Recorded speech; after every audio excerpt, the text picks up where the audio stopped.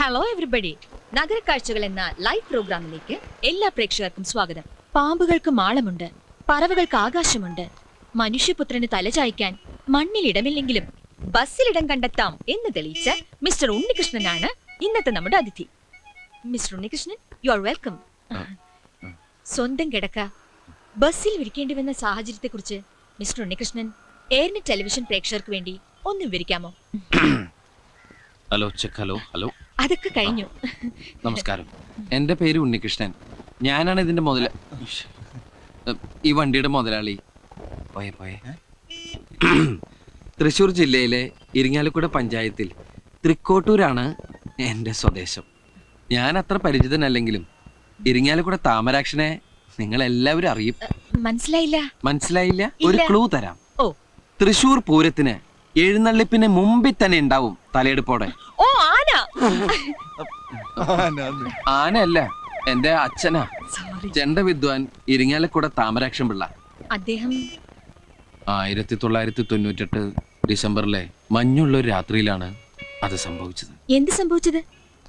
തൃപ്രയാർ ശിവക്ഷേത്രത്തിൽ ഉത്സവം കഴിഞ്ഞ് ചെണ്ടയും തൂക്കി അച്ഛൻ നടന്നു വരികയാണ്. അച്ഛൻ പോലും പ്രതീക്ഷിക്കാതെ അപ്രതീക്ഷിതമായിട്ടാണ് ക്രിസ്റ്റഫർ ബാക്കിൽ വന്ന് ഇടിച്ചത്. ആരായി ക്രിസ്റ്റഫർ? ചാവക്കാട് പറവൂർ റൂട്ടിലോടുന്ന സൂപ്പർ ഫാസ്റ്റ് പാസഞ്ചർ.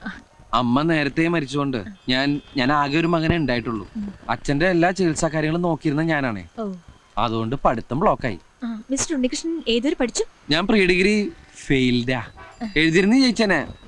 കൃത്യം 89-ാം ദിവസം എന്റെ അച്ഛൻ എന്റെ ഈ കൈ കിടന്ന ഈ കൈ കിടന്ന അച്ഛൻ മരിച്ച്. ഇൻഷുറൻസ് ക്ലെയിമിന് വേണ്ടിയിട്ടുള്ള കേസ് നടന്നുകൊണ്ടിരിക്കുകയായിരുന്നു. അപ്പൊ വണ്ടിയുടെ മുതലാളിയും എന്റെ അഡ്വക്കേറ്റും തമ്മിൽ സംസാരിച്ച് ഒരു ഒത്തീർപ്പിൽ വന്നു. കേസ് പിൻവലിച്ചു കഴിഞ്ഞ ഒരു ബസ് തരാന്ന് പറഞ്ഞു. അപ്പൊ കുറച്ച് പണം കൈ കിട്ടിയിട്ടുണ്ടെങ്കിൽ ചെലവായി പോകുന്നു, വണ്ടിയാണെങ്കിൽ ഒരു അസറ്റായിട്ട് കയ്യിലിരിക്കുന്നു അഡ്വക്കേറ്റാ പറഞ്ഞത്. ഞാനാണെങ്കിൽ അപ്പൊ അത് സമ്മതിക്കുകയും ചെയ്തു. പിന്നീടാണ് അതിന്റെ ഒരു ചതി എനിക്ക് മനസ്സിലായത്. കിട്ടിയ വണ്ടി നേരെ ചെവ ഓടാൻ വേണ്ടിയിട്ട് ഈ ഞാൻ നേരത്തെ പറഞ്ഞില്ലേ 4 സെന്റ് 85 ലിങ്സ് പുരയിടോ, ആ പണയം വെച്ച വീട് സ്ഥലവും എനിക്ക് വിൽക്കേണ്ടി വന്നു. പിന്നീട് കിടക്കാൻ ഒരു സ്ഥലമില്ലാതായപ്പോഴാണ് എന്തുകൊണ്ട് വണ്ടി തന്നെ ഒരു വീടാക്കി കൂടാ എന്നൊരു ചിന്ത ഉണ്ടായത്. അച്ഛന്റെ പേര് തന്നെയാണ് വണ്ടിക്ക് ഇട്ടിരിക്കുന്നത്. ഇതാരാ? അച്ഛന്റെ അകന്നൊരു ബന്ധുവാ.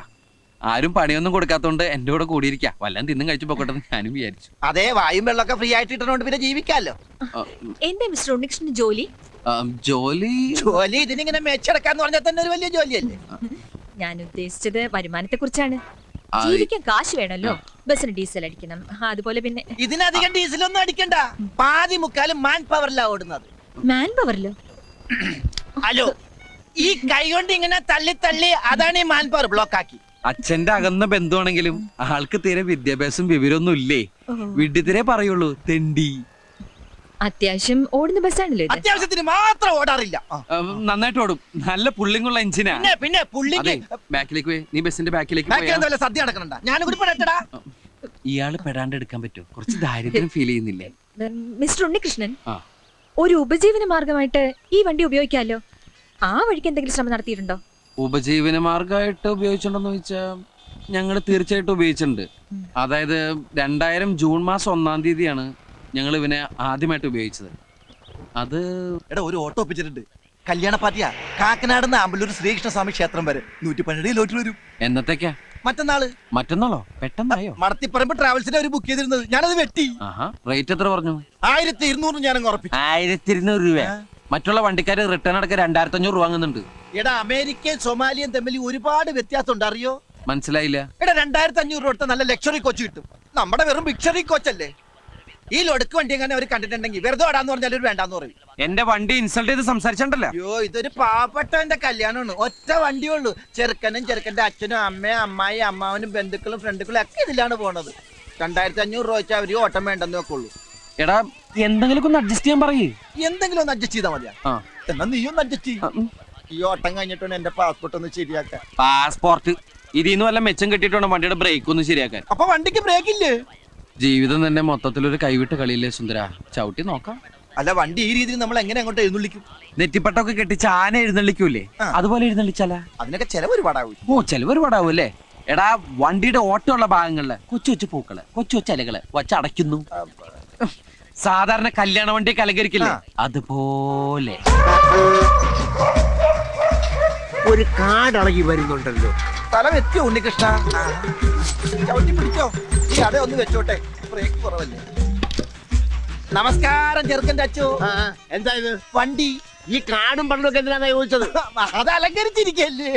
ഇങ്ങനെയുണ്ടോ അലങ്കാരം? ഐശ്വര്യമുള്ള ഒരു ചടങ്ങിന് പോവല്ലേ, അപ്പൊ കുറച്ച് റിച്ച് ആയിക്കോട്ടെ എന്ന് കരുതി. വാഴ, മാവ്, വേപ്പ്, ചക്ക, മാങ്ങ, കുമ്പളങ്ങ, ഒതളങ്ങ തുടങ്ങിയ വൃക്ഷ ലതാതി പല മൂലാദികളും കൊണ്ടങ്ങ് അലങ്കരിച്ചു. Wish you happy married life. ഞങ്ങളാരും അങ്ങനത്തെ ആൾക്കാരല്ല. Best family. ദേ ഇങ്ങനെയൊക്കെ അലങ്കരിച്ചു എന്ന് കരുതി ഞങ്ങൾ അഡീഷണൽ ബില്ലൊന്നും ചാർജ് ചെയ്യില്ല, അതൊക്കെ ഫ്രീയാ. അപ്പൊ ഇനി വൈകണ്ട, നമുക്ക് അങ്ങോട്ട് പോവാം. ഇപ്പോഴേയോ? ഇപ്പൊ പോയാലേ സമയത്തങ്ങ് എത്തുള്ളൂ, കാരണം വണ്ടി നല്ല കണ്ടീഷനാണ്. നമുക്ക് കാറ്റൊക്കെ കൊണ്ട് അങ്ങോട്ട് പോവാം. ബന്ധുക്കളൊക്കെ വന്നു തുടങ്ങിയിട്ടേ ഉള്ളൂ. നീ ഇവർക്ക് ചായ കൊടുക്കാൻ നോക്കി ചെല്ലു. വണ്ടി അങ്ങോട്ട് ഒതുക്കിയിട്ടോ. ഇഷ്ടം പോലെ സമയമുണ്ട്. ഇത്തിരി ദൂരമല്ലേ ഉള്ളൂ. കൊച്ചു വെളുപ്പിനെ പോണ കാര്യം എന്താ? നല്ല വണ്ടി വന്നു. ഇങ്ങനെ പോയാൽ സംഗതി കുഴയും. ശരിയാ, നമ്മൾ ഉത്സവിച്ചാലേ കാര്യം നടക്കൂ. ഇഡലിയും ചായയും. ഇഡലി ചായ ഓൺ ദ വേല നിർത്തിയിട്ട് മേടിച്ചാ കേറിക്കോ. എല്ലാവരും കേറിക്കോളൂ, കേറിക്കോളൂ. ചായ കുടിക്കും. ആവൂ, കല്യാണ ചെക്കൻ അവൻ മേക്കപ്പ് ചെയ്യാൻ തുടങ്ങിയിട്ടേ ഉള്ളൂ. തുടങ്ങിയിട്ടുള്ളൂ. സുന്ദരാ, അമ്മാവന്റെ ആദ്യത്തെ കല്യാണം ഇത്. ആദ്യത്തേതും അവസാനത്തേതും. അയ്യോ അയ്യോ എന്റെ മീശ. സമയമില്ലാത്ത സമയത്ത് മേശോട്ടി കളിക്കാ, കടിക്കും ഞാൻ. എല്ലാരും പോയി വണ്ടി കയറി കടിക്കും. ആമൻ തുണി മാറട്ടെ, പൊയ്ക്കാ. അല്ലല്ല, അതെ, ആരാ നിങ്ങളൊക്കെ? അതൊക്കെ വഴിയെ മനസ്സിലായിക്കോളും.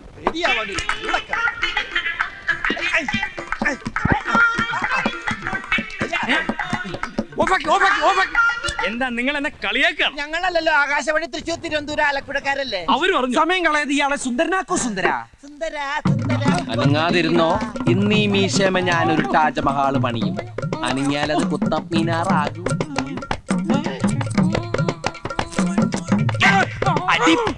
ഉമ്മാക്കാൻ നോക്കണം, അതൊക്കെ രാത്രിയില്. ഫാനില്ല. പണ്ടാറ് ഇരുമ്പുണ്ടാക്കി.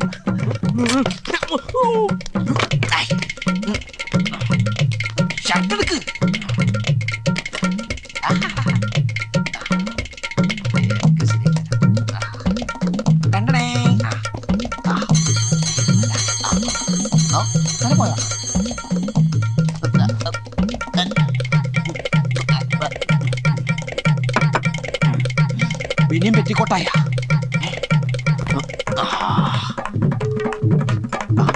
ആഫ്റ്റർ ഷേവ് നോക്കിയിരിക്കുന്നു. ഇടലെങ്കിൽ ഇഡലി.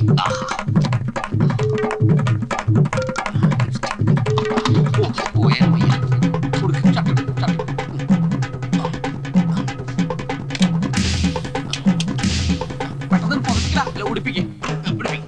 അതോട് മാറ്റി.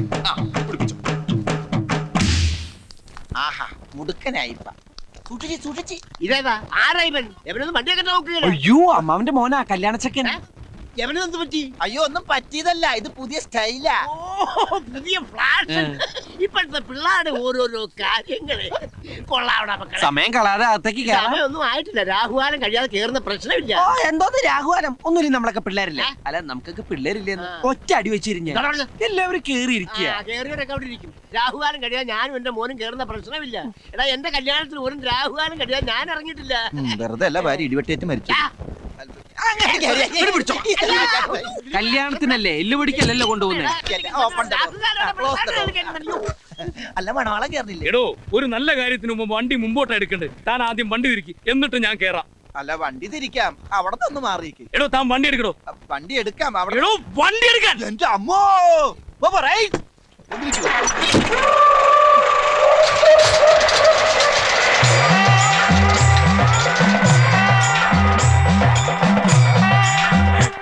പത്ത് മണിക്കായിരുന്നു മുഹൂർത്തം. ഞങ്ങളിവിടെ എത്തിയപ്പോ 3 മണിയായി. അപ്പൊ കല്യാണം മുടങ്ങിയൊന്നുമില്ല. പെണ്ണിന്റെ പഴയ കാമുവിനെ എവിടുന്നോ തപ്പിപ്പിടിച്ച് മുഹൂർത്ത സമയത്ത് തന്നെ താലിയിട്ടിച്ച് സംഭവം മംഗളകരമാക്കി. തിരിച്ചു വരുമ്പോ ബ്രേക്കിൽ കാലി വെക്കേണ്ടി വന്നില്ല. വണ്ടിക്ക് നല്ല പുള്ളിങ് ആയിരുന്നു. മിസ്റ്റർ ഉണ്ണികൃഷ്ണൻ, ഇതുവരെ നിങ്ങളുടെ പാസ്റ്റിനെ കുറിച്ചാണ് പറഞ്ഞത്. ഇനി ഫ്യൂച്ചറിനെ കുറിച്ച്, ഭാവിയെ കുറിച്ച് എന്താണ് നിങ്ങളുടെ പ്രതീക്ഷകൾ?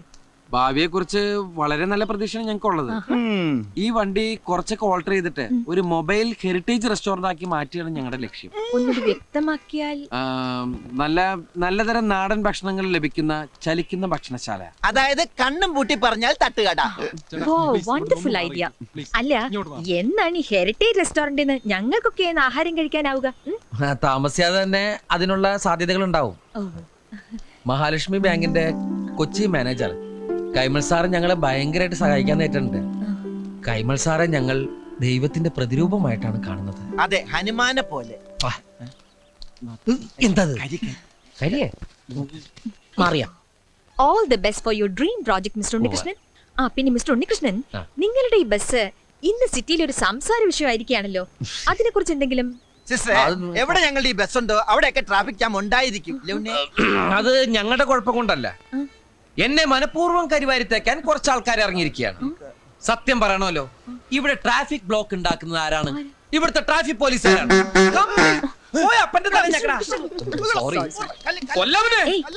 കംപ്ലീറ്റ് അഹങ്കാരികൾ. എന്റെ വണ്ടി എപ്പ കണ്ടാലും ഒരു പേപ്പട്ടിയെ തല്ലിക്കൊല്ലാനെന്ന പോലെ ഓടിച്ചിട്ട് ഇവിടുന്ന് എടുത്തോണ്ട് പോകാൻ പറയും. അവർക്ക് അതൊക്കെ ഒരു തമാശയാ. എന്തിന് ഈ ബസ് കസ്റ്റഡിയിൽ എടുക്കണമെന്ന് ഉത്തരവിട്ട് ഒരു ആർക്യൂ ഉണ്ട്. പിച്ചച്ചട്ടിയിൽ കൈയിട്ട് വരുന്ന ഒരു തെണ്ടി. കൈയിട്ട് അവൻ ഈ സിറ്റിയിൽ കൊട്ടാരം പോലത്തെ ഒരു ബംഗ്ലാവ് പണിത് അവനിങ്ങനെ മരത്ത് കിടക്ക. കള്ളനവൻ, പെരുങ്കള്ളൻ. എന്റെ കൈ കിട്ടില്ല. സോറി.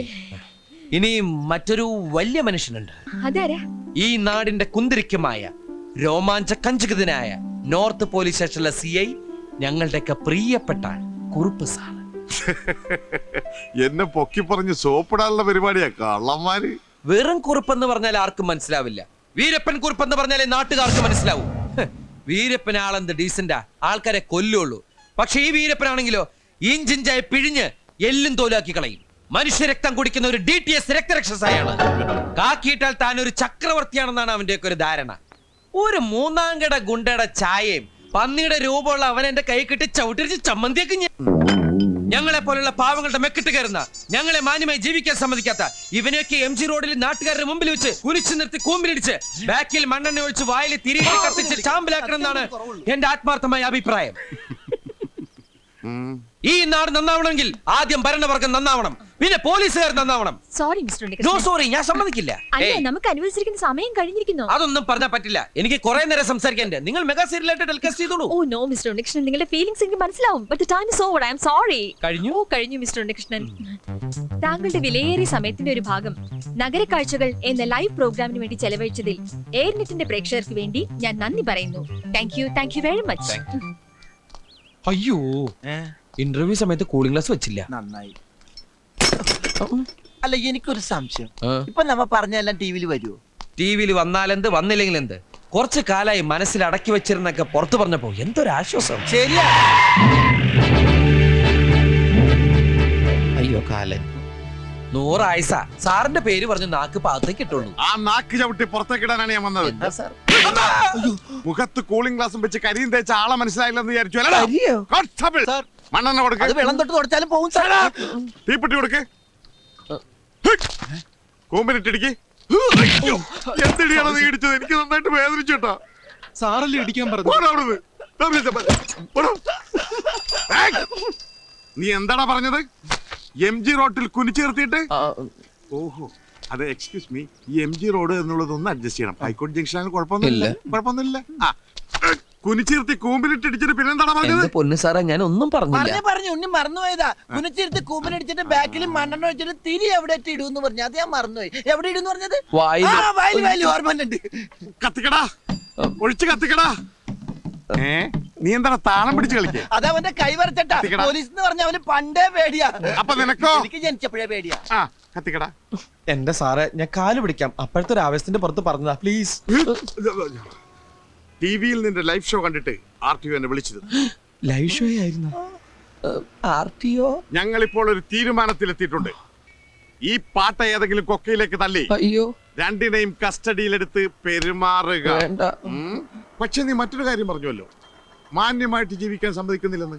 ആ ഒരു പരാതി പരിഗണിച്ച് നിന്നെയൊക്കെ ജീവിക്കാൻ തന്നെ അനുവദിക്കാൻ പോവുകയാണ്. ഒരു 10 മിനിറ്റ് സമയം തരും. അതിനു മുമ്പ് ഈ പാട്ടത്തകരോടത്തോട് സ്ഥലം വിട്ടോളാം.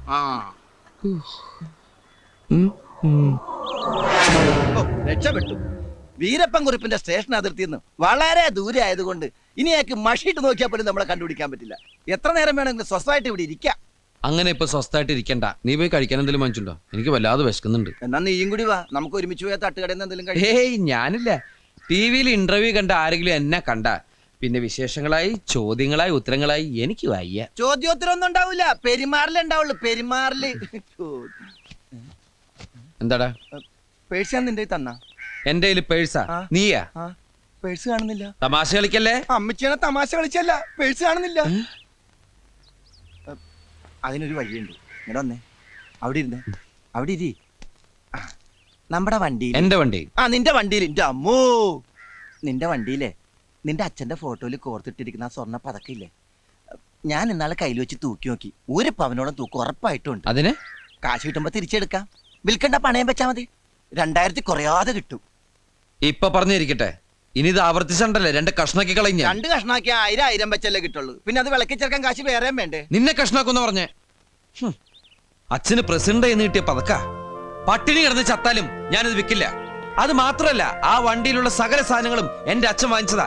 അതിന്ന് ഒരു തുരുമ്പി തൊടാൻ പോലും ഞാൻ സമ്മതിക്കില്ല. അപ്പൊ പിന്നെ എങ്ങും തൊടാൻ പറ്റൂല. എന്താ പറ്റി പറഞ്ഞേ? നീ എന്നെ അങ്ങോട്ട് കൊല്ല്, എന്നിട്ടൊരു കുഴി കുഴിച്ച് മൂടിയിട്ട് ആ ബസ് എടുത്ത് എന്റെ മുകളിൽ വെക്ക്. ദുബായിൽ നല്ലൊരു ഷെയ്ക്കിന്റെ അണ്ടറിൽ ജോലി ചെയ്യേണ്ട ഞാനാണ്. എന്റെ പാസ്പോർട്ട് കറണ്ട് ആ എലിയില്ലേ, ആ എലിനെ എന്റെ കൈ കിട്ടി അടിച്ച്. കൈ ആള് മാറി അടിച്ചു പോയി. സോറി. എന്നെ തല്ലാൻ